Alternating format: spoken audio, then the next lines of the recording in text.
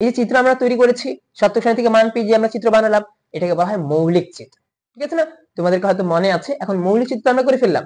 যৌগিক চিত্র যদি করতে বলে তোমাকে, তখন কিন্তু তোমাকে লক্ষ্য রাখতে হবে, আমরা কিন্তু এক্সঅর গেটে পড়েছিলাম a এক্সক্লুসিভ b সমান সমান a bar b plus a b bar.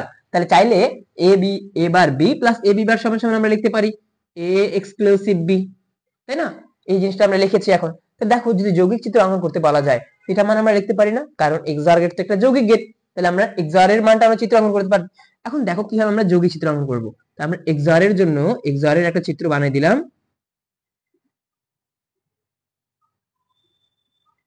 এক্সঅর gate, এখানে a আর b দিলাম, কি পাবো? a এক্সক্লুসিভ b হয়ে গেল। এবং c এর মধ্যে কি ছিল? a এবং b। তাহলে এটা মিলে আমাদের হয়ে গেল যৌগিক চিত্র। এখানে হয়ে গেল s, এখানে হয়ে গেল আমাদের c বা ক্যারি আউট। তাহলে দেখো, তোমাকে কিন্তু যদি মৌলিক বলে তাহলে তোমাকে এই চিত্রটা করতে হবে, আর যৌগিক বললে এটা সঙ্গে সঙ্গে আমরা এটা লিখতে পারি। তো এটার চিত্র অঙ্কন করব এবং c এর মান এটাই থাকবে। এটার চিত্র আমরা অঙ্কন করলে আমাদের যৌগিক চিত্র হয়ে যাবে।